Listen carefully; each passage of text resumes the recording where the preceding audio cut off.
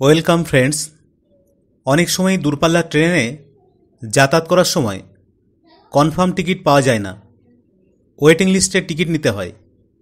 Waiting লিস্টের ticket নিয়ে আবার দেখা যায় কোনো টিকিট অনেক পিছনে থাকলেও কনফার্ম হয় না, কোনো টিকিট খুব সামনে থাকলেও কনফার্ম হয় না।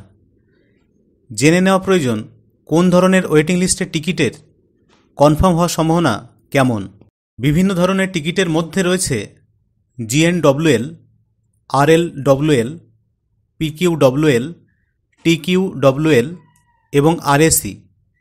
এর মধ্যে RAC ওয়েটিং লিস্ট নয়। এতে সাইড লোয়ারের অর্ধেক আসনে বসার সুযোগ থাকে যাত্রীদের। শুধু তাই নয়, পূর্ণ আসন পাওয়ার সম্ভাবনা এদেরই সবচেয়ে বেশি। এরপরে সবচেয়ে বেশি কনফার্ম হওয়ার সম্ভাবনা থাকে GNWL অর্থাৎ জেনারেল ওয়েটিং লিস্টের, মানে সাধারণ ওয়েটিং লিস্ট। এই টিকিটগুলি ওয়েটিং তালিকাভুক্ত এবং যাত্রীরা তাদের নিশ্চিত বুকিং বাতিল করার পরই জারি করা হয়। এই ধরনের টিকিটের নিশ্চিতকরণের উচ্চ সম্ভাবনা রয়েছে। যেখান থেকে ট্রেন যাত্রা শুরু করে সেখানে GNWL দেওয়া হয়।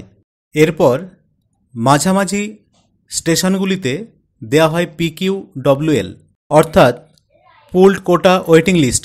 যখন একটি দূরপাল্লার ট্রেন দুটি স্টেশনের মধ্যে থামে তখন অপেক্ষমান তালিকার টিকিটগুলিকে PQWL হিসাবে শ্রেণীবদ্ধ করা হয়।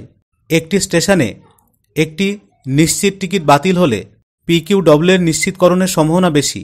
তবে এই ধরনের টিকিট কনফার্ম হওয়া বেশ কঠিন।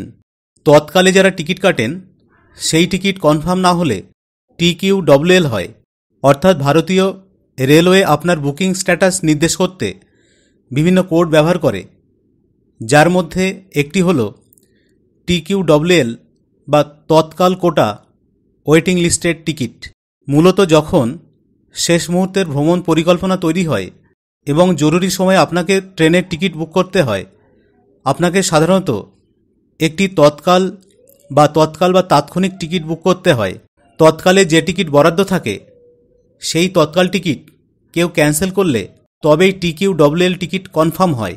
গুরুত্বপূর্ণ শহর বা স্টেশনগুলির ক্ষেত্রে বরাদ্দ হয় RLWL টিকিট অর্থাৎ remote location wait listed ticket হল একটি ট্রেনের টিকিট যা যাত্রীদের জন্য বরাদ্দ করা হয় যারা একটি ভ্রমণ রুটে গুরুত্বপূর্ণ মধ্যবর্তী স্টেশন থেকে তাদের ট্রেন যাত্রা শুরু করে।